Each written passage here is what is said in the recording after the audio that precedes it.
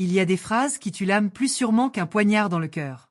Lorsque j'ai décroché le téléphone pour demander à mon fils Max quand aurait lieu son mariage, ma belle-fille Léna m'a regardé droit dans les yeux, avec un sourire qui aurait pu geler l'enfer lui-même, m'a dit « Oh, nous nous sommes déjà mariés hier. Nous n'avons invité que des gens spéciaux. » Ces mots ont traversé ma poitrine comme des éclats de glace empoisonnés.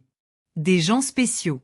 Moi qui, depuis 3 longues années, payais leur loyer mensuel de 500 €, achetais chaque meuble de leur appartement et remplissais leur frigo quand ils crevaient de faim. Moi, apparemment, je n'étais pas une personne spéciale. J'étais juste la banque familiale, invisible et corvéable à merci. Je suis restée figée dans le salon de ma propre maison, tenant ce téléphone comme s'il était devenu un serpent venimeux, regardant mon fils éviter mon regard comme un lâche pendant que Léna s'installait confortablement sur le canapé que j'avais acheté pour eux. Dans mon placard, la robe rose pâle que j'avais choisie pour son mariage pendait comme un fantôme de mes illusions brisées, accompagnée des nouvelles chaussures et du rêve ridicule de faire partie du jour le plus important de la vie de mon fils unique. 200 € pour cette robe maudite. Je m'imaginais rayonnante sur les photos du mariage de Max, des photos sur lesquelles je n'apparaîtrais jamais. Pendant des semaines d'espoir pathétique, j'avais planifié chaque détail. J'avais mis de l'argent de côté pour leur offrir 1 000 € en cadeau de mariage. J'avais appelé ma sœur Diana à Chicago pour lui annoncer cette fausse bonne nouvelle. J'avais nettoyé ma maison de fond en comble, espérant naïvement qu'il viendrait célébrer avec moi après la cérémonie. Tout cet univers de mensonges s'est effondré en une seconde à cause de ces 4 mots empoisonnés. Seulement des gens spéciaux. Max a enfin levé ses yeux de traître et dit d'une voix qui sonnait comme un script appris par cœur. Maman, c'était quelque chose d'intime, très petit, juste nous deux et les témoins. Mais je savais que chaque syllabe était un mensonge. J'avais vu les photos sur les réseaux sociaux, ces preuves cruelles de ma propre exclusion. J'avais vu les parents de Léna poser fièrement aux côtés des mariés. J'avais vu ses frères et sœurs trinquer au champagne pendant que j'étais chez moi, ignorante et stupide. J'avais vu la robe blanche de Léna, cette robe que j'avais contribué à financer avec les 800 € que je lui avais donnés le mois dernier pour ses soi-disant dépenses personnelles. J'avais tout vu. Tout ce que je n'étais pas censé voir. Une semaine plus tard, exactement 7 jours après cette humiliation qui avait détruit quelque chose d'irréparable en moi, Léna m'appela avec une voix complètement transformée. Elle n'était plus la femme sûre d'elle qui m'avait bannie de son mariage comme une pestiférée. Maintenant, elle sonnait désespérée, presque suppliante, pathétique. « Renate, le loyer est en retard. Le propriétaire nous met la pression et menace de nous expulser si nous ne payons pas cette semaine. Tu as oublié de faire le virement. » Sa voix tremblait légèrement, comme si son monde artificiel s'effondrait. Je suis restée silencieuse quelques secondes interminables, repensant à toutes ces fois où j'avais couru à la banque pour effectuer ce virement salvateur. Toutes ces fois où j'avais annulé mes propres plaisirs pour m'assurer qu'ils avaient un toit sur la tête. Toutes ces fois où j'avais mangé des haricots et du riz pour pouvoir financer leur désir de petits princes gâtés. Et maintenant, après m'avoir exclu du moment le plus sacré de leur vie, ils avaient l'audace monstrueuse de m'appeler comme si de rien n'était, comme si j'étais leur distributeur automatique personnel. « Léna, dis-je avec un calme qui m'étonna moi-même, ne t'avais-je pas prévenu que je n'aidais que les gens spéciaux ? » Le silence à l'autre bout du fil était si profond et glacial que je pouvais entendre mon propre cœur battre comme un tambour de guerre. Pour la première fois depuis des années d'humiliation, ce n'était pas moi qui tremblais, mais elle. « Renate, je ne comprends pas, balbutia-t-elle pathétiquement. Nous avons toujours été spéciaux pour toi. Tu es comme une seconde maman pour moi. Mensonges. Tout des mensonges visqueux. Enveloppés dans cette voix de miel qu'elle n'utilisait que lorsqu'elle avait besoin de quelque chose. La même voix manipulatrice qu'elle avait utilisée pour me soutirer de l'argent pour la robe de mariage, pour la lune de miel, pour les alliances que j'avais contribué à financer sans savoir que je ne verrais jamais la cérémonie où elles seraient échangées. Pendant tant d'années maudites, j'avais eu ce sentiment constant de marcher sur des œufs, pesant chaque mot, chaque geste, chaque cadeau, mendiant un brin d'affection de mon propre fils. J'étais la mère parfaite, la belle-mère obligeante, la pourvoyeuse silencieuse qui ne protestait jamais quand il me traitait comme si j'étais invisible, comme si j'étais un fantôme qui ne servait qu'à payer leurs factures. Mais cette phrase diabolique, seulement des gens spéciaux, a réveillé quelque chose en moi qui dormait depuis bien trop longtemps. Une bête endormie qui venait de montrer ses crocs. J'avais calculé dans ma tête, comme un comptable de ma propre exploitation, combien d'argent j'avais déversé sur eux en 3 ans. Entre le loyer, la nourriture, les cadeaux, les urgences bidons et les caprices de gosses gâtés, cela dépassait 20 000 €. 20 000 € que j'avais arrachés de ma retraite, de mes économies, de l'argent que mon défunt mari avait laissé pour que je puisse vivre mes dernières années en paix, pas en esclavage familial. Et pourquoi faire ? Pour être traitée comme une étrangère indésirable le jour du mariage de mon fils. Cette nuit-là, Après avoir raccroché avec une satisfaction glaciale, je me suis assise sur mon lit et j'ai pleuré. Mais ce n'étaient pas des larmes de tristesse pitoyable. C'étaient des larmes de colère pure, de frustration accumulée pendant des années, d'humiliation silencieusement endurée comme une martyre stupide. J'ai pleuré pour toutes ces fois où il m'avait fait sentir que mon amour était un fardeau, ma présence un obstacle, mon argent la seule chose que j'avais à offrir dans cette comédie cruelle. J'ai pleuré pour la mère idiote que j'avais été, pour la femme qui s'était perdue dans cette quête pathétique d'être indispensable à ceux qui la considéraient comme superflue. Le lendemain matin, quelque chose en moi avait changé à jamais. Ce n'était pas juste la douleur de la trahison. C'était quelque chose de plus profond, de plus froid, de plus dangereux. Je me suis levée et regardé dans le miroir de la salle de bain. Les mêmes yeux fatigués qu'auparavant, les mêmes rides racontant des années de dons d'amour sans retour. Mais il y avait quelque chose d'autre dans mon regard, une dureté que je ne reconnaissais pas, une détermination de glace enfouie sous des années de complaisance pathétique. Je suis allée à la cuisine et j'ai préparé le café, comme chaque matin depuis 40 ans de routine. Mais cette fois, je n'ai pas pensé à appeler Max pour lui demander s'il avait bien dormi. Je n'ai pas vérifié mon téléphone dans l'attente d'un message s'excusant de l'humiliation de la veille. Pour la première fois depuis une éternité, j'étais ma propre priorité. Pour la première fois depuis des années, je venais de découvrir qui j'étais vraiment quand on cessait de me prendre pour une idiote. Je me suis assise à la table où j'avais si souvent préparé des surprises pour eux, compté les factures pour leurs dépenses et pleuré en silence quand ils me traitaient avec indifférence. Maintenant, cette table serait témoin de quelque chose de complètement différent. J'ai sorti mon chéquier, mes relevés bancaires et commencé à faire le calcul. Je voulais voir en chiffres exacts l'étendue de ma propre naïveté. Le loyer mensuel de 500 € multiplié par 36 mois faisait 18 000 €. La nourriture et les fournitures, environ 200 € par mois, ajoutaient 7 200 €. Les cadeaux d'anniversaire, de Noël et d'anniversaire, au moins 3 000 €. Les urgences médicales de Léna, 800 €. Le prêt automobile qu'ils ne m'ont jamais remboursé, 2 500 €. La réparation de la climatisation dans leur appartement, 600 €. Les meubles du salon, 1 200 €. 33 400 €. C'était la somme exacte de ma générosité. 33 400 € que j'avais gaspillés à partir de l'héritage de mon mari, de ma retraite, de mes économies que j'avais mises de côté, centime après centime, pendant des décennies de travail honnête. Tout cet argent jeté par la fenêtre pour maintenir 2 adultes à l'aise, qui n'étaient même pas capables de faire semblant de me respecter. Le téléphone sonna et j'aperçus le nom de Max sur l'écran. D'ordinaire, mon cœur aurait battu à tout rompre tandis que je courais décrocher, espérant qu'il s'excuserait enfin et m'expliquerait que tout n'était qu'un malentendu. Mais cette fois, je laissai sonner 1 fois, 2 fois, 3 fois. Finalement, il se tut, et je continuai à boire mon café comme si rien ne s'était passé. 10 minutes plus tard, ça sonna à nouveau. Cette fois, c'était Léna. Je laissai sonner encore. Puis un message de Max arriva. « Maman, s'il te plaît, réponds. Nous devons parler. » Je supprimai le message sans répondre. À 14 heures, je décidai d'aller me promener. Cela faisait des mois que je n'avais pas marché juste pour moi, sans raison spécifique, sans une course liée à eux. Toujours la banque pour les virements, le supermarché pour leur acheter ce dont ils avaient besoin, la pharmacie pour les médicaments de Léna. Aujourd'hui, je marchais juste parce que j'en avais envie. Je passais devant le parc où j'avais souvent emmené Max enfant. Je me souvenais de ce garçon doux qui me serrait fort dans ses bras et me disait que j'étais la meilleure maman du monde. Quand était-il devenu cet homme qui me traitait comme un distributeur automatique avec des sentiments? Quand avais-je commencé à confondre l'amour avec l'argent? Quand avais-je cru devoir acheter l'affection de mon propre fils? À la banque, devant la porte où j'avais si souvent effectué des virements automatiques, je m'arrêtai. Le directeur, Monsieur Klein, me vit à travers la vitre et me fit signe. Je le connaissais depuis des années. Il avait traité tous mes virements vers Max et Léna. Il avait vu mon compte se vider mois après mois pour remplir le leur. Je rentrai et me dirigeai directement vers son bureau. « Monsieur Klein, dis-je, je dois annuler les virements automatiques que j'ai programmés. » Il me regarda, surpris.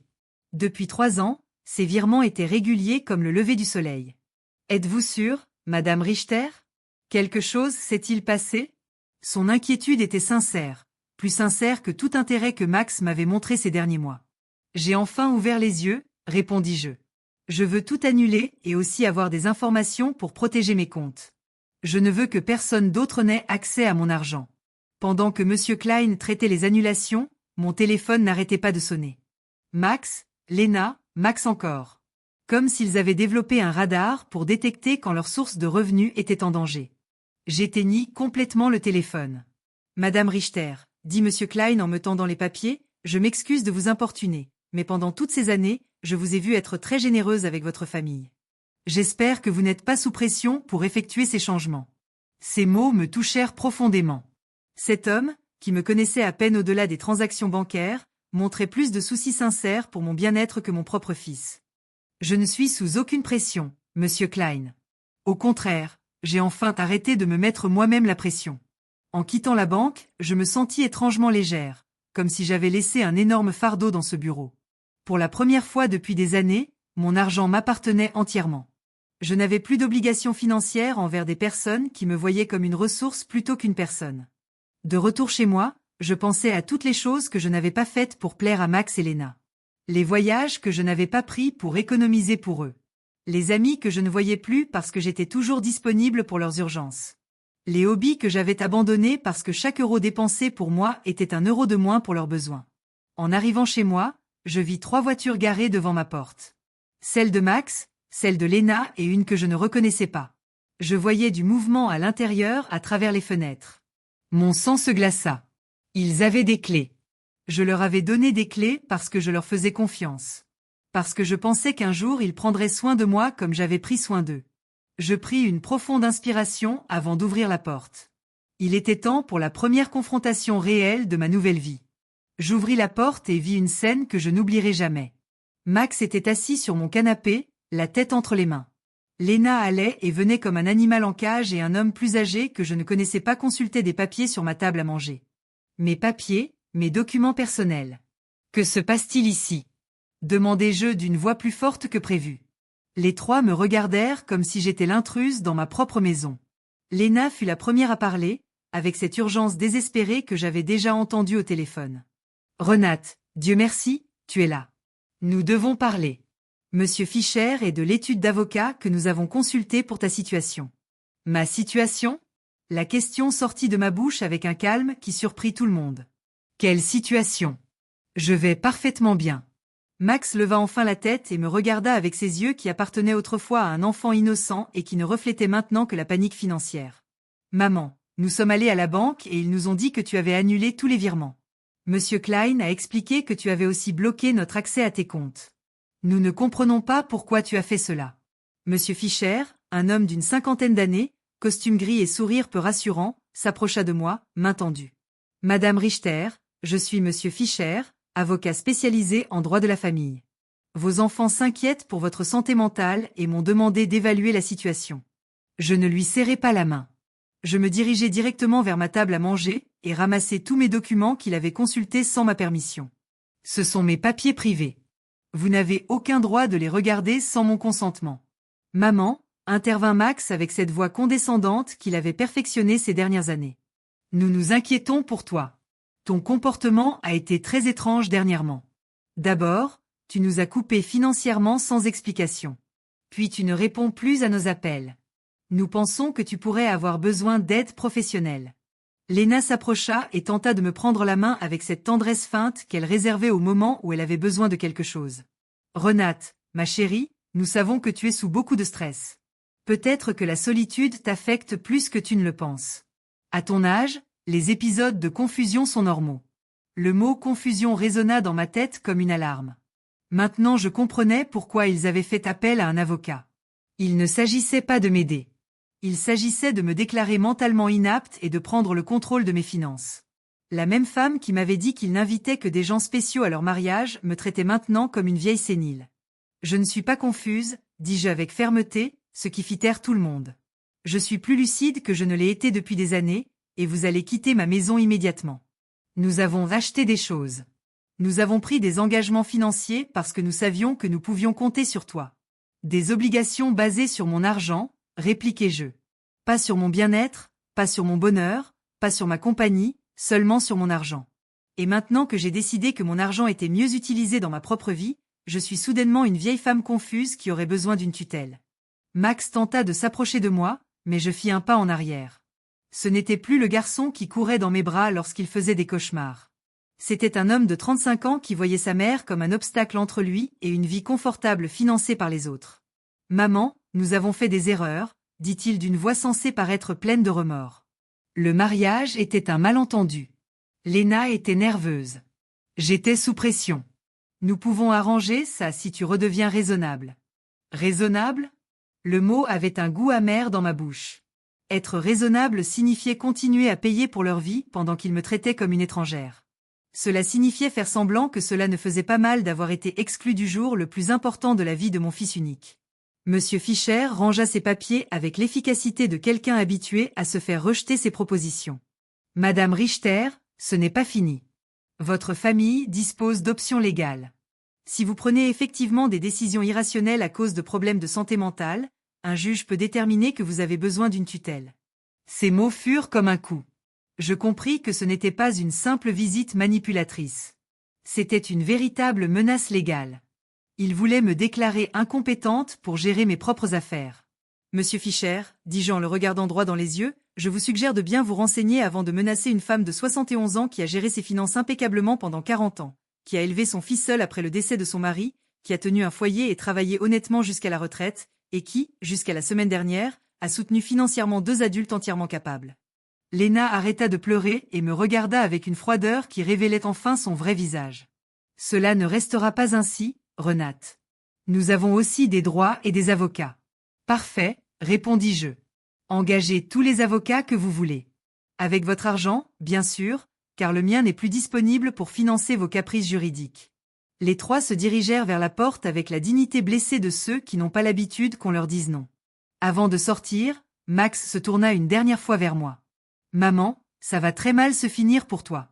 Tu vas te retrouver seule, sans personne pour s'occuper de toi quand tu en auras vraiment besoin. » Max, dis-je avec une profonde tristesse, mais aussi avec une clarté cristalline, je suis déjà seule. La différence, c'est que maintenant c'est par mon choix, pas par votre négligence. En refermant la porte derrière eux, je me tenais dans mon salon, entouré par le plus beau silence que j'avais entendu depuis des années. C'était le silence de la liberté. Cette nuit-là, je ne dormis pas, mais non pas par tristesse ou regret, mais par adrénaline, après avoir repris le contrôle de ma vie. Je restais éveillé dans mon lit, planifiant mes prochaines actions comme un général préparant une bataille. Si Max et Léna voulaient se battre, je leur livrerais une guerre. Mais ce serait une guerre que je mènerais avec intelligence, pas avec émotion. À 6 heures du matin, j'étais déjà habillée et prête à partir. Ma première étape fut le bureau de l'avocat, Monsieur Weber, un homme que j'avais rencontré il y a des années lorsqu'il s'agissait du testament de mon mari. Contrairement à Monsieur Fischer, que Max et Léna avaient amené, Monsieur Weber avait une réputation impeccable et se spécialisait dans la protection des droits des personnes âgées. « Madame Richter », dit-il alors que je lui expliquais la situation, « ce que vos enfants ont essayé de faire hier est plus courant que vous ne le pensez. On appelle cela l'abus financier sur personnes âgées, et c'est un crime fédéral. Le fait qu'il soit entré chez vous sans permission et ait consulté vos documents privés constitue également une violation. » Ces mots me calmèrent et m'inquiétèrent à la fois. Ils me calmèrent parce qu'ils confirmaient que je n'étais pas folle, que ce qui s'était passé était réellement abusif. Ils m'inquiétèrent parce que je réalisais que la situation était plus sérieuse que je ne l'avais pensé. « Nous devons tout documenter », continua M. Weber. « Chaque virement, chaque cadeau, chaque fois qu'ils vous ont pressé pour de l'argent. Nous allons également modifier votre testament pour protéger vos biens de futures tentatives de manipulation. » Nous passâmes 3 heures à examiner mes comptes. Monsieur Weber siffla en voyant la somme totale, 33 400 € en 3 ans. « Madame Richter, avec cet argent, vous auriez pu vivre confortablement, voyager et profiter de votre retraite. Au lieu de cela, vous avez entièrement financé la vie de 2 adultes qui n'avaient même pas assez de respect pour vous inviter à leur mariage. » En quittant le bureau de Monsieur Weber, j'avais un plan complet. D'abord, je changerais toutes les serrures de ma maison. Ensuite, j'installerai un système de sécurité avec caméra pour me protéger des visites surprises à l'avenir. Troisièmement, j'ouvrirai un nouveau compte bancaire dans une banque différente, où il n'aurait aucun accès. Et quatrièmement, je commencerai à vivre la vie que j'avais reportée pendant des années. Ma prochaine étape fut le magasin de bricolage. Le propriétaire, Monsieur Sommer, me connaissait depuis des années parce que j'achetais toujours des choses pour réparer l'appartement de Max et Léna. Cette fois, c'était différent. « Madame Richter, que nous vaut l'honneur de votre visite aujourd'hui. Une autre urgence avec votre fils ? demanda-t-il avec la familiarité de quelqu'un qui avait été témoin silencieux de ma générosité gaspillée. Non, monsieur Summer. Cette fois, c'est pour ma propre maison. Je dois changer toutes les serrures et je veux qu'elles soient de la meilleure qualité. Il me regarda, surpris, mais ne posa aucune question. Pendant que je choisissais les serrures, son fils Ethan, qui installait des systèmes de sécurité, passa par là. C'était la providence en action. Ethan, lui dis-je, je dois également installer des caméras de surveillance, le système complet. Le prix n'est pas un problème. Pendant qu'il préparait tout pour l'installation le lendemain, je reçus un appel d'un numéro inconnu. C'était Lena, appelant depuis le téléphone de quelqu'un d'autre, car j'avais bloqué son numéro après la confrontation de la veille. Renate, c'est Lena. S'il te plaît, ne raccroche pas. Nous devons parler comme des adultes civilisés. Parle, dis-je sèchement. Écoute, je comprends que tu sois fâché à propos du mariage. C'était une erreur. Max et moi en avons parlé et nous voulons nous rattraper. Que dirais-tu d'un dîner spécial pour célébrer notre mariage avec toi? Nous pouvons le faire chez toi. Cuisiner ensemble comme avant. La manipulation dans ces mots était si évidente que j'eus presque envie de rire. Lena, combien de loyer dois-tu exactement? Le silence à l'autre bout confirma que j'avais touché un nerf sensible. Eh bien, c'est 2 mois. 1000 € au total. Mais je n'appelle pas juste pour ça, Renate. Tu nous manques vraiment dans nos vies. Tu me manques ou mon argent? Demandai-je directement. Les deux, répondit-elle avec une honnêteté surprenante. Renate, je ne te mentirai pas. Oui, nous avons besoin de ton aide financière, mais nous t'aimons aussi.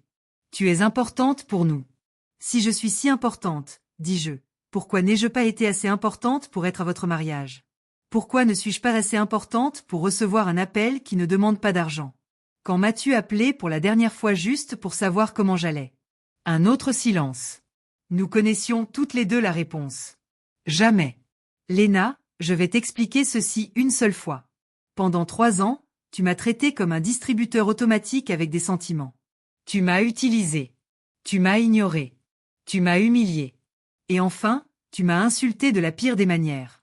Maintenant que l'argent commence à manquer, tu découvres soudain que tu m'aimes. Renate, s'il te plaît. Je l'interrompis. Il n'y a pas de s'il te plaît.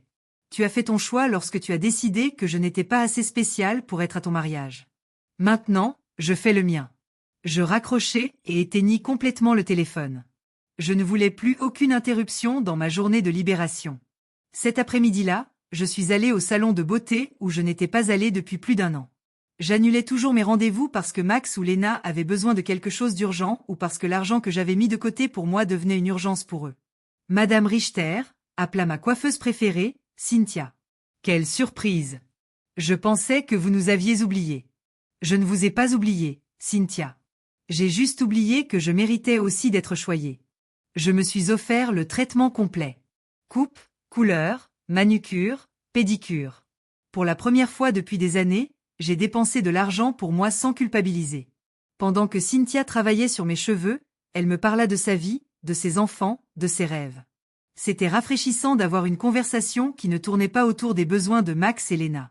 Vous êtes magnifique, Madame Richter, dit-elle lorsqu'elle eut fini. Mais plus encore, vous avez l'air libre. Il s'est passé quelque chose de bien? Oui, Cynthia. J'ai enfin appris à dire non. En rentrant chez moi cet après-midi-là, il y avait une voiture devant ma porte que je ne reconnaissais pas. Mon cœur s'emballa un instant, pensant que Max et Lena étaient peut-être revenus avec des renforts, mais en m'approchant, je vis une femme âgée assise sur les marches de mon perron. Madame Richter? Demanda-t-elle lorsque je sortis de la voiture. Oui, c'est moi. Puis-je vous aider? Je suis Eleanor Brox.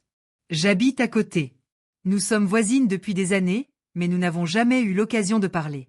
Hier, j'ai entendu des voix très fortes chez vous, et je me suis inquiétée. Tout va bien?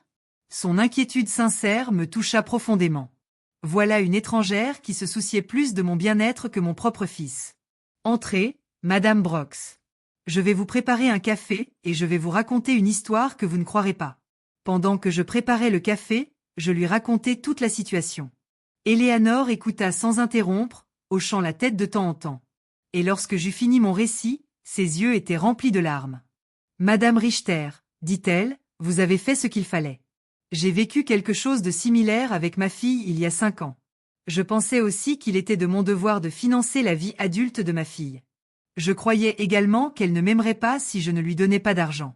Que s'est-il passé? J'ai coupé l'argent lorsque j'ai réalisé qu'elle ne m'appelait que lorsqu'elle avait besoin de quelque chose. Au début, c'était terrible. Elle m'a menacé, fait du chantage émotionnel, a essayé de me culpabiliser. Mais après 6 mois, ma fille a appelé pour s'excuser sincèrement. Maintenant, nous avons une vraie relation basée sur l'amour, pas sur l'argent. Ces mots me donnèrent de l'espoir et confirmèrent que j'avais pris la bonne décision. Penses-tu que Max et Lena comprendront un jour? Peut-être oui, peut-être non, répondit-elle honnêtement. Mais ce n'est plus votre responsabilité, Madame Richter. Votre responsabilité maintenant est de vivre votre propre vie. Cette nuit-là, pour la première fois depuis 3 ans, je me couchais sans me soucier de savoir si Max et Lena avaient de l'argent pour le loyer, pour la nourriture, pour leurs caprices. Je me suis couchée en pensant à moi, à mes projets, à mon avenir, et j'ai dormi mieux que je ne l'avais fait depuis des années. Le lendemain, Ethan et Monsieur Summer arrivèrent à 8 heures du matin pour changer les serrures et installer le système de sécurité. Pendant qu'ils travaillaient, mon téléphone n'arrêtait pas de sonner avec des numéros inconnus. Lena essayait toujours de me contacter depuis différents téléphones, mais j'avais développé une nouvelle compétence, ignorer complètement les appels qui ne m'étaient pas utiles. Madame Richter, dit Ethan en installant les caméras, ce système vous donnera une tranquillité d'esprit absolue. Vous pourrez voir depuis votre téléphone qui entre dans votre maison même lorsque vous n'êtes pas là. Et si quelqu'un s'introduit sans permission, une alerte est automatiquement envoyée à la police. L'ironie ne m'échappa pas. J'installais un système de sécurité pour me protéger de mon propre fils, mais cela ne me blessait pas autant qu'avant. C'était simplement une mesure pratique pour maintenir ma paix retrouvée. Pendant qu'il travaillait, je décidai de faire quelque chose que je n'avais pas fait depuis des années. Appeler ma sœur Diana à Chicago. Nous avions perdu contact parce qu'à chaque conversation, je lui racontais les réussites de Max et Lena, combien j'avais dépensé pour eux, combien j'étais fière de pouvoir les aider.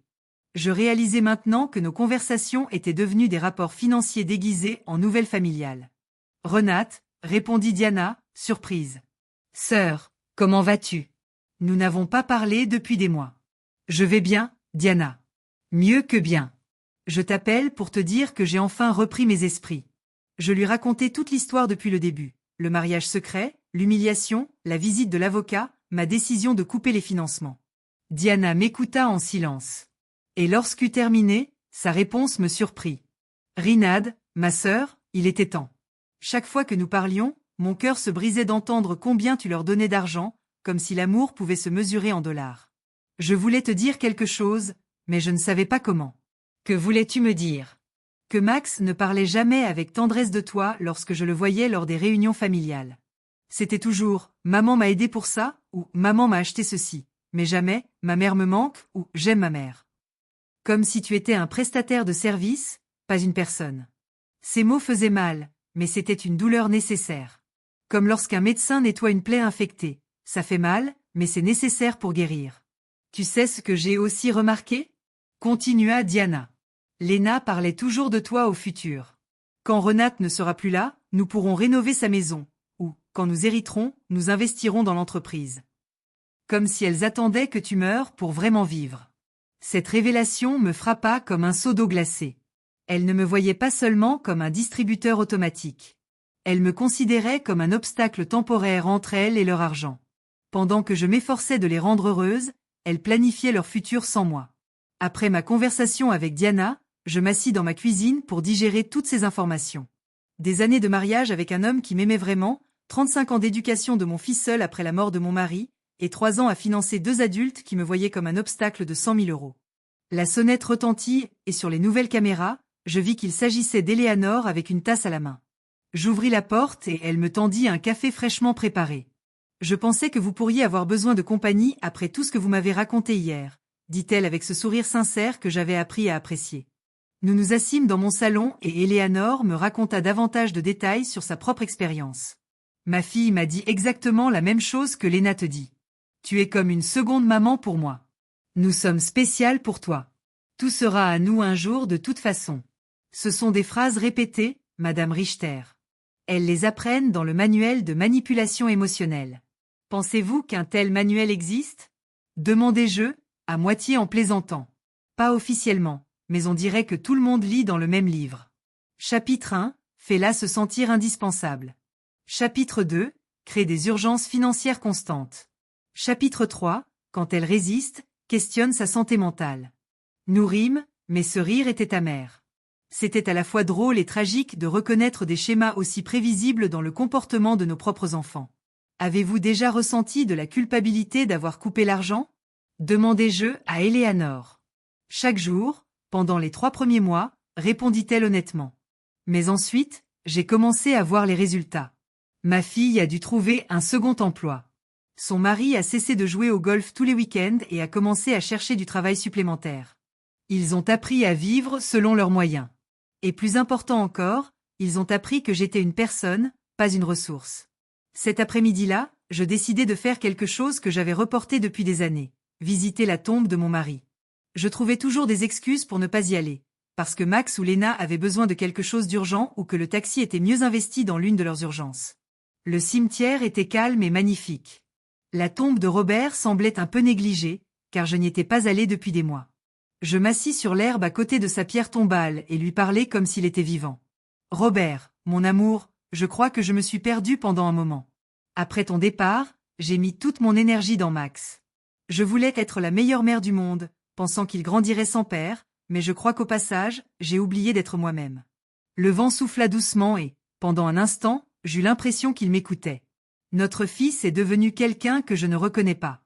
Ou peut-être l'a-t-il toujours été, et je ne voulais pas le voir.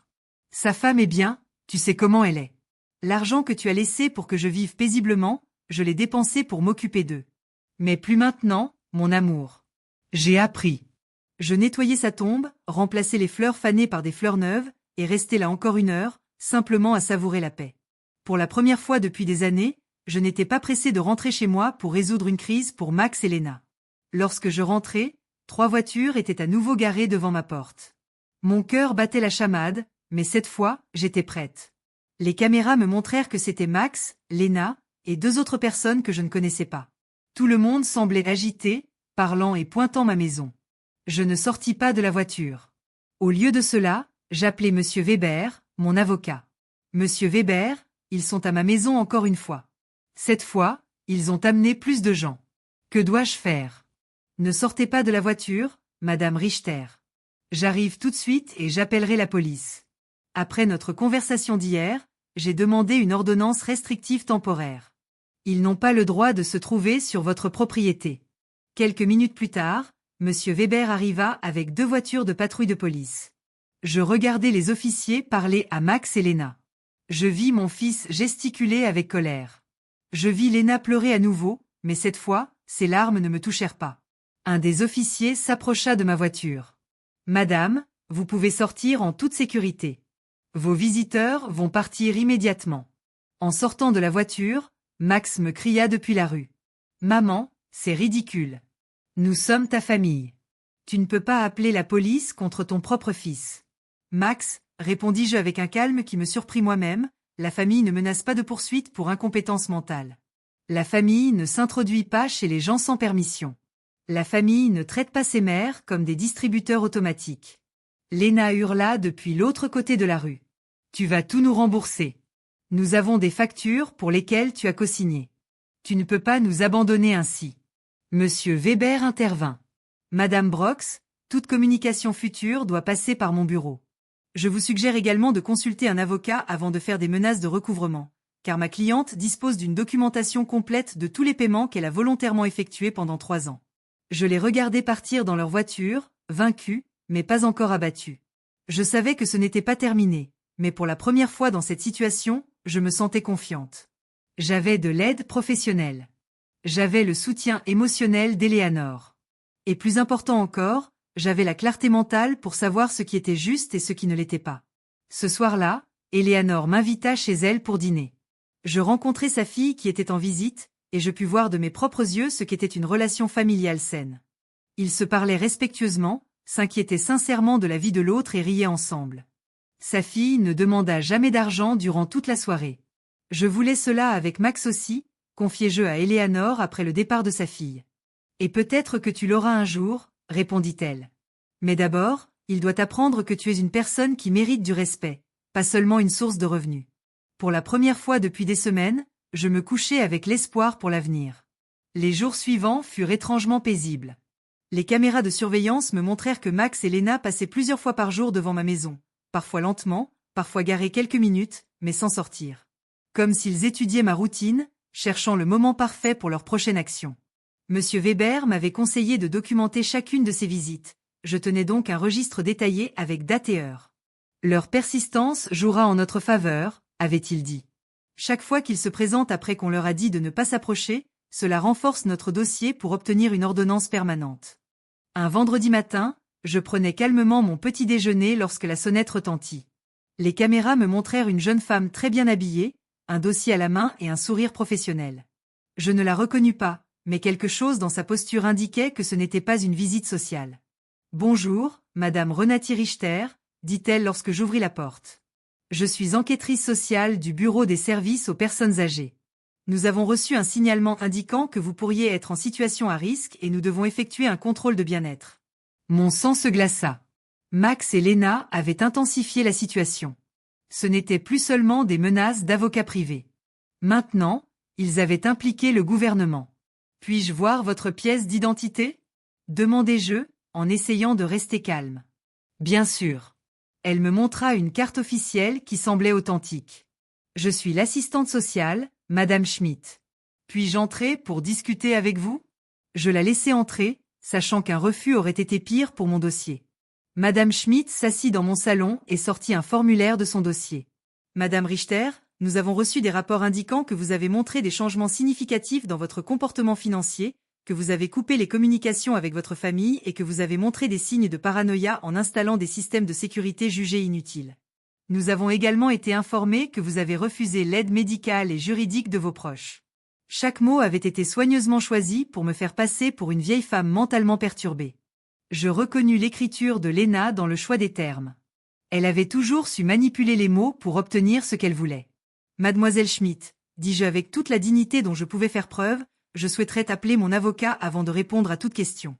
Madame, ceci n'est pas un interrogatoire légal. Il s'agit d'un contrôle de bien-être. Si vous n'avez rien à cacher, il ne devrait pas y avoir de problème à me parler. » La phrase « si vous n'avez rien à cacher » me mit en colère. C'était la même logique que les abuseurs utilisent pour justifier leurs intrusions. Si vous êtes innocente, vous ne devriez pas vous plaindre que votre vie privée soit violée. Mademoiselle, je téléphone à mon avocat. Vous pouvez attendre ici ou revenir un autre jour, mais je ne répondrai à aucune question sans la présence de ma représentation légale. J'appelai Monsieur Weber, et il arriva en 20 minutes. Lorsqu'il entra et vit l'assistante sociale, son expression se durcit. « Mademoiselle Schmidt, dit-il après avoir vérifié son idée, j'espère que vous avez une ordonnance du tribunal pour être ici, car ma cliente est sous ma protection légale et toute enquête non autorisée constitue du harcèlement. » Monsieur, répondit Madame Schmidt, moins assurée qu'auparavant. Nous avons reçu des signalements de membres de la famille inquiets pour le bien-être de cette dame. Il est de notre devoir d'enquêter. Quelle famille? Demanda Monsieur Weber sèchement. La même famille qui a tenté de la faire signer une procuration sans représentation. La même famille qui est entrée chez elle sans permission et a consulté ses documents privés. La même famille qui l'a exclue d'événements importants tout en vivant de son argent. Monsieur Weber sortit un dossier de sa mallette et le posa sur la table.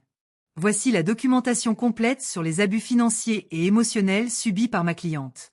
33 400 $ retirés de ses comptes en 3 ans. Exclusion sociale systématique et chantage émotionnel. Si quelqu'un doit être enquêté ici, ce n'est pas ma cliente. Madame Schmidt examina les documents, visiblement mal à l'aise. Il était évident que les informations qu'on lui avait fournies ne correspondaient pas à la réalité devant elle. Madame Richter, dit-elle enfin, pouvez-vous m'expliquer pourquoi vous avez cessé si abruptement le soutien financier à votre fils? Parce que j'ai enfin découvert qu'il m'utilisait, répondis-je simplement. Parce que j'ai réalisé que pour eux, je n'étais pas une mère, mais un compte en banque. Parce que j'en avais assez de financer la vie de personnes qui me voyaient comme un obstacle. Mais ne pensez-vous pas que c'est votre responsabilité d'aider votre famille? La question m'indigna. Mademoiselle Schmidt, ma responsabilité en tant que mère était d'élever mon fils jusqu'à 18 ans, de l'éduquer et de lui donner les outils pour devenir un adulte indépendant. Mon fils a 35 ans, est marié et est parfaitement capable de subvenir à ses besoins.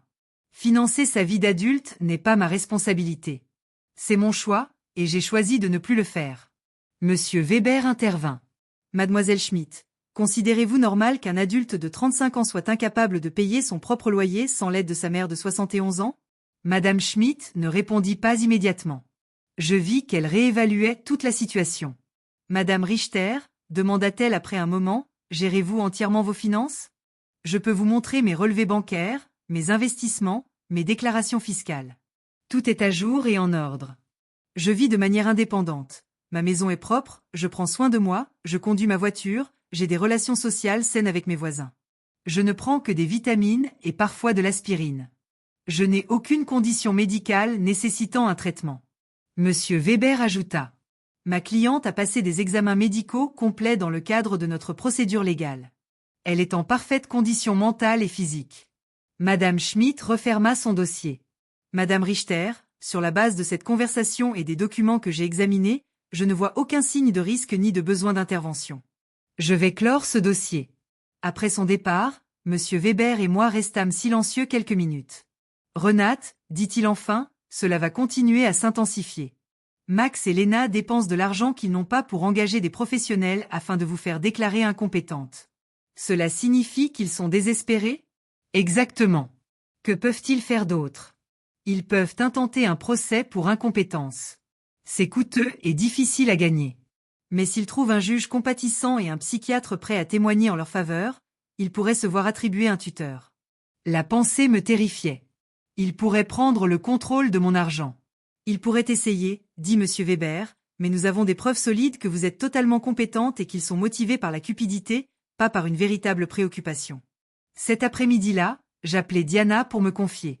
Sœur, dit-elle après m'avoir écoutée, vous remarquez jusqu'où ils sont prêts à aller pour de l'argent?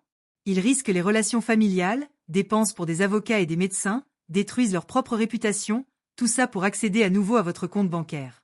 Ces paroles me firent réfléchir. Max et Lena avaient complètement révélé leur vraie nature. Il n'y avait pas de retour en arrière possible. Il n'y avait aucune possibilité de réconciliation sincère. Pour eux, je n'avais jamais été une mère ou une belle-mère respectée. J'avais toujours été de l'argent sur jambes. Cette révélation, bien que douloureuse, était aussi libératrice. Je n'avais plus à me demander si je prenais la bonne décision. Je n'avais plus à me sentir coupable de me protéger. Ils avaient prouvé par eux-mêmes que mon bien-être émotionnel et physique importait moins pour eux que mon argent. Ce soir-là, Éléanore vint me rendre visite avec une surprise.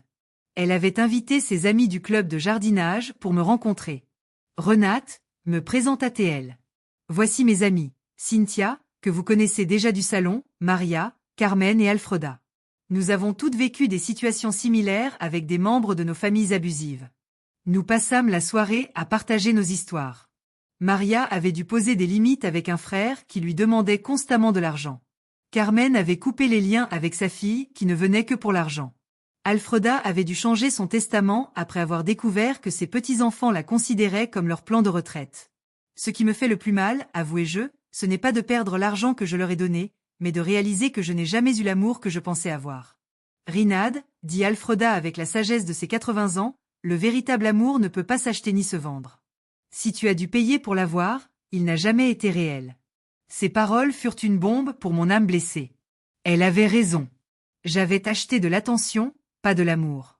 J'avais financé une illusion. Vous savez ce que j'ai découvert?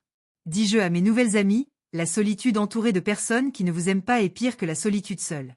Au moins maintenant, quand je suis seule, je suis en bonne compagnie. Tout le monde éclata de rire et nous trinquâmes à notre sagesse retrouvée.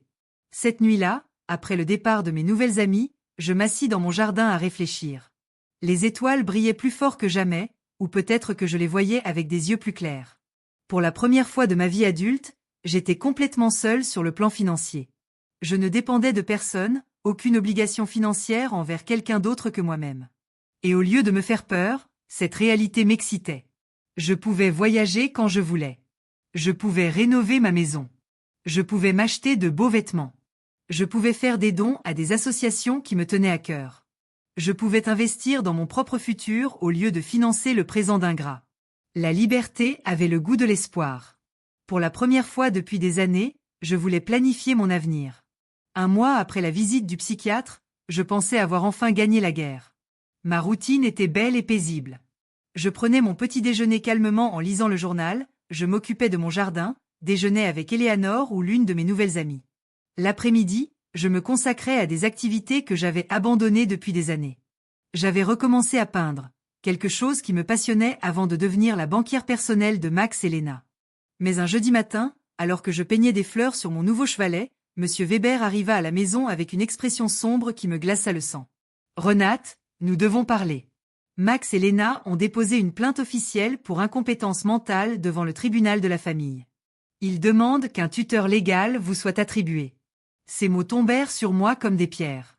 Je savais que c'était possible, mais les entendre à voix haute rendait la menace terriblement réelle. Est-ce que cela signifie qu'ils peuvent prendre le contrôle de mon argent? Si un juge détermine que vous êtes incapable de gérer vos affaires, oui. Il pourrait nommer Max comme votre tuteur légal, ce qui lui donnerait le contrôle total de vos finances. Je m'assis lourdement sur le canapé, ressentant le poids de la plus grande trahison de ma vie. Mon propre fils essayait de me déclarer légalement incompétente pour voler mon argent. Monsieur Weber, quelle preuve pourrait-il avoir? Vous avez vu vous-même que je suis totalement compétente. Ils ont des déclarations de 3 témoins qui affirment que vous avez eu un comportement erratique. Ils ont également soumis des factures médicales impayées que vous n'auriez pas réglées et des médicaments que vous auriez soi-disant accumulés sans les prendre. Mais c'est faux. Vous n'avez ni factures impayées, ni médicaments accumulés. Je sais, Renate, dit Monsieur Weber, mais ils ont fabriqué des preuves convaincantes. Ils ont aussi la déclaration du docteur Lément affirmant que vous refusez de coopérer à une évaluation psychiatrique, qu'ils interprètent comme un signe de déclin mental. La manipulation était diabolique. Ils avaient transformé mon refus de passer un examen inutile en preuve de maladie mentale. Ils avaient utilisé mon instinct de protection face à eux comme preuve que j'avais besoin d'une protection. Qui sont ces 3 témoins? Monsieur Weber feuilleta ces documents. Lena, bien sûr, un voisin nommé Monsieur Davis et quelqu'un prétendant être votre pharmacien, Monsieur Green. Monsieur Davis était le voisin d'en face, un homme désagréable qui avait toujours eu des problèmes avec moi parce que mes amis se garaient parfois devant sa maison. Monsieur Green était effectivement mon pharmacien, mais je ne comprenais pas ce qu'il pouvait bien avoir contre moi. Je dois parler à Monsieur Green, dis-je à Monsieur Weber. Il y a quelque chose qui cloche. Nous nous rendîmes ensemble à la pharmacie cet après-midi-là. Monsieur Green nous reçut, surpris et nerveux. Madame Richter, c'est bon de vous voir. Comment allez-vous, Monsieur Green? On m'a dit que vous aviez signé une déclaration affirmant que j'avais un comportement erratique avec mes médicaments. Son visage devint rouge comme une tomate. Madame Richter, votre belle-fille est venue il y a quelques semaines et s'est inquiétée à propos de vos médicaments. Elle disait que vous agissiez bizarrement. Et que lui avez-vous répondu? Je lui ai expliqué que vous n'achetiez que des vitamines et de l'aspirine occasionnelle, que vous n'aviez pas de prescription régulière, mais elle a insisté en disant que c'était la preuve que vous ne preniez pas soin de votre santé. Monsieur Weber intervint. Monsieur Green, avez-vous signé un document? Elle m'a présenté un document affirmant que je confirmais que Madame Richter avait des achats de médicaments irréguliers. Je pensais que c'était pour son assurance santé ou quelque chose comme ça. Je ne savais pas que c'était pour un procès. Mon propre pharmacien avait été trompé en signant quelque chose qu'il ne comprenait pas pleinement. La manipulation de Lena n'avait aucune limite. Monsieur Green, dis-je. J'ai besoin que vous rédigiez une déclaration expliquant exactement ce qui s'est passé et clarifiant que je n'ai aucun problème avec les médicaments. Bien sûr, Madame Richter. Je suis vraiment désolée pour ce malentendu. Après la pharmacie, nous allâmes confronter Monsieur Davis. Lorsqu'on frappa à sa porte, il nous reçut avec une hostilité évidente. « Que voulez-vous, Monsieur Davis ?» demanda Monsieur Weber. « Je comprends que vous avez signé une déclaration sur le comportement de ma cliente. » « Et vous avez raison, répondit-il. Cette femme est folle. Elle agit bizarrement depuis des semaines. Pouvez-vous être plus précis sur ce que vous avez observé? Installer des caméras comme si elle vivait dans une zone de guerre, recevoir des étrangers tout le temps, crier sur sa famille dans la rue. Je réalisais que Monsieur Davis avait tout interprété hors contexte. Les caméras étaient pour ma protection. Les étrangers étaient mes nouvelles amies. Les cris, c'était moi défendant ma maison contre les invasions de Max et Lena. Monsieur Davis, dis-je, savez-vous pourquoi j'ai installé les caméras? Non, et je m'en fiche. Pour me protéger de mon fils et de ma belle-fille qui ont pénétré dans ma maison sans permission et m'ont menacé. C'est ce que dirait une folle, répliqua-t-il méchamment. Il était impossible de raisonner avec lui. Sa déclaration était fondée sur des observations superficielles interprétées malicieusement.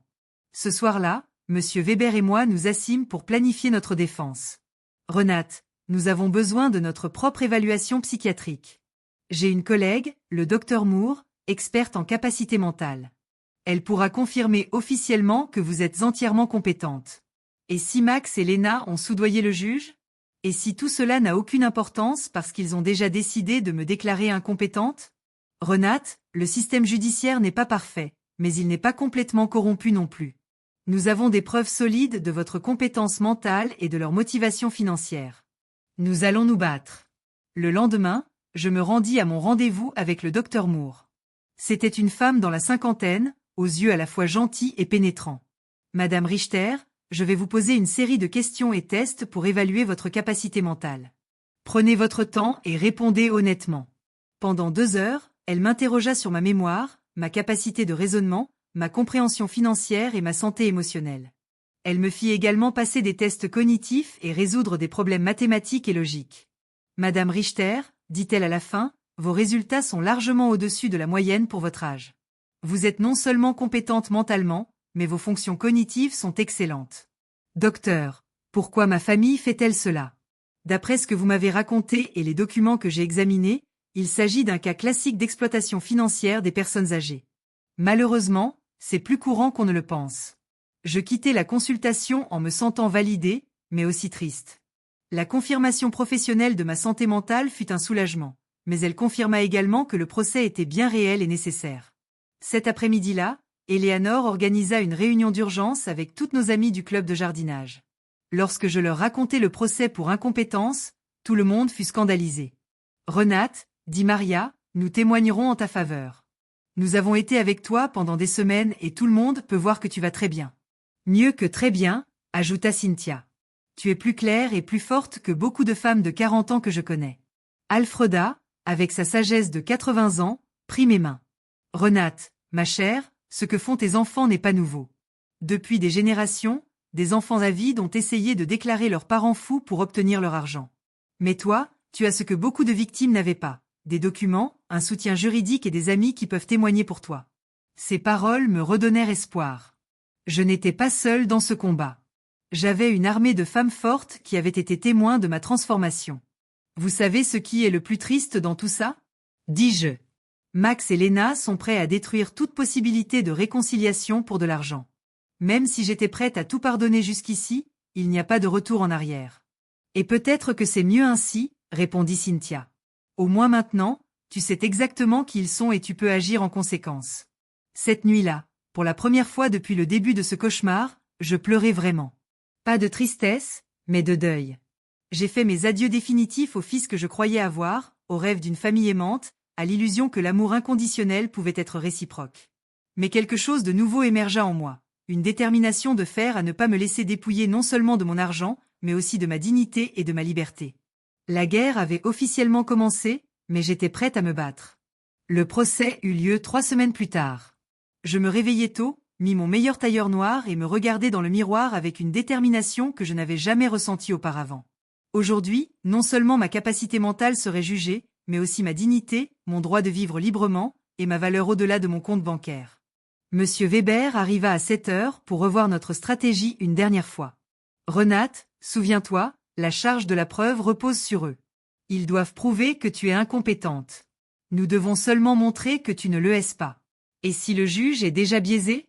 Le juge Miller a la réputation d'être juste.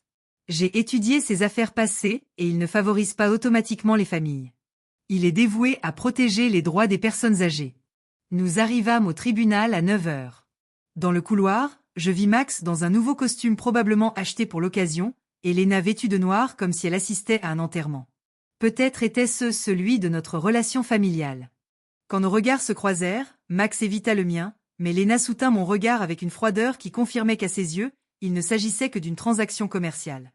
Leur avocat était un homme plus âgé et élégant, avec la confiance que donnent les victoires passées dans des affaires similaires. Lorsqu'il fit son exposé d'ouverture, sa stratégie était claire, me présenter comme une vieille femme confuse manipulée par des étrangers pour m'éloigner de ma famille aimante.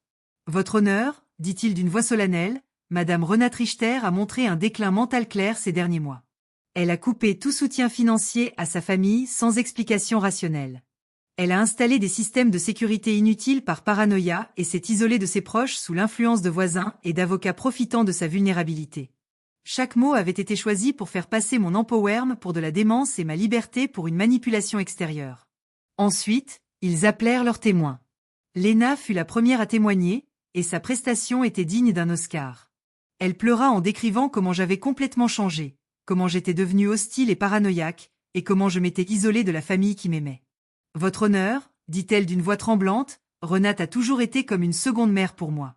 Voir son déclin mental est dévastateur. Nous voulons seulement qu'elle reçoive les soins dont elle a besoin. » Mensonges enveloppés de larmes convaincantes.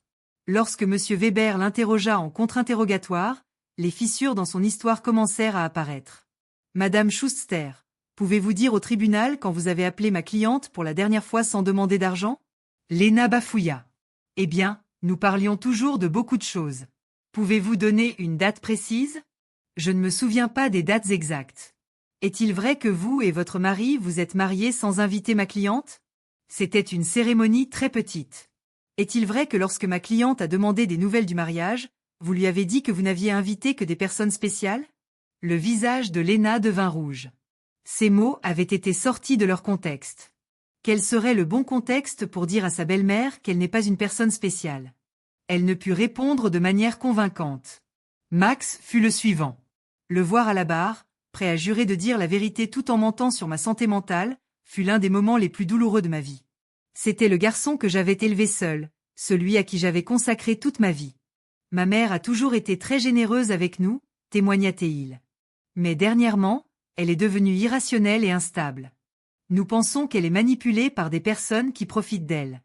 Lorsqu'il fut contre-interrogé par M. Weber, le masque tomba complètement. « Monsieur Richter, combien d'argent avez-vous reçu de votre mère au cours des 3 dernières années ? » Je ne connais pas le montant exact. 33 400 dollars semble correct ? Peut-être qu'elle a toujours été généreuse. Et combien de fois avez-vous rendu visite à votre mère sans lui demander d'argent ? Le silence fut assourdissant. Est-il vrai que vous et votre femme avez pénétré dans la maison de ma cliente sans autorisation et avez consulté ses documents privés ? Nous étions inquiets pour elle. Est-il vrai que vous avez amené un avocat pour la pousser à signer une procuration ? Nous voulions l'aider à gérer ses finances. À 35 ans, avez-vous besoin que votre mère de 71 ans vous aide à payer votre loyer ? Max ne put répondre avec dignité. Monsieur Davis témoigna de mes prétendus comportements erratiques, mais lorsque Monsieur Weber lui demanda des détails, il admit qu'il ne m'avait jamais parlé directement et que toutes ces informations provenaient d'observations superficielles. Le docteur Lehmann témoigna que mon refus de passer une évaluation était une preuve de déclin mental. Mais M. Weber présenta la documentation de notre évaluation avec le docteur Moore, qui réfuta complètement ses conclusions. Puis ce fut notre tour.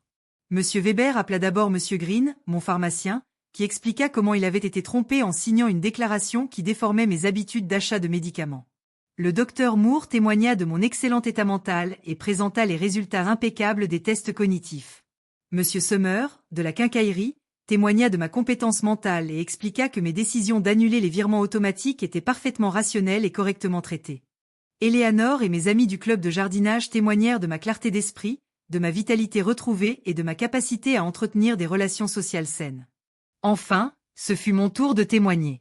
Je me levai avec dignité et me dirigeai vers le banc des témoins, ressentant le poids de 71 années d'expérience, de sagesse acquise par la douleur, de force découverte dans l'adversité. Monsieur Weber me guida à travers mon témoignage, me laissant raconter toute mon histoire. Les 33 400 dollars dépensés en 3 ans, l'humiliation d'avoir été exclu du mariage, la manipulation émotionnelle constante, l'atteinte à ma vie privée, les menaces légales. Madame Richter, demanda enfin Monsieur Weber, pourquoi avez-vous décidé d'arrêter le soutien financier à votre fils et à votre belle-fille ? Parce que j'ai enfin compris que ce que je recevais d'eux n'était pas de l'amour, répondis-je d'une voix claire et forte. C'était une transaction commerciale déguisée en relation familiale. Mon argent était le bienvenu, mais moi, en tant que personne, je ne l'étais pas. Regrettez-vous votre décision ? Je regrette seulement d'avoir mis si longtemps à la prendre. L'avocat de Max tenta de me faire passer pour confuse lors de son contre-interrogatoire, mais je répondis à chacune de ses questions avec clarté et précision. Quand il tenta de laisser entendre que mes nouvelles amitiés m'avaient manipulé, j'expliquai qu'au contraire, pour la première fois depuis des années, j'entretenais des relations basées sur le respect mutuel et non sur l'intérêt financier. Dans son réquisitoire final, L'avocat de Max insista sur le fait que j'étais victime de manipulation externe. Le réquisitoire de Monsieur Weber fut dévastateur. Votre honneur, ce que nous voyons ici n'est pas le cas d'une vieille femme incompétente, mais celui d'une femme qui a enfin trouvé la force de se libérer d'années de maltraitance financière et émotionnelle. Les plaignants n'ont présenté aucune preuve médicale réelle d'incompétence mentale.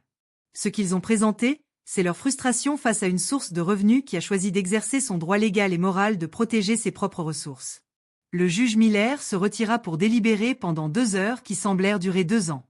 Lorsqu'il revint, son expression était sérieuse mais claire. Après avoir examiné toutes les preuves présentées, il commença.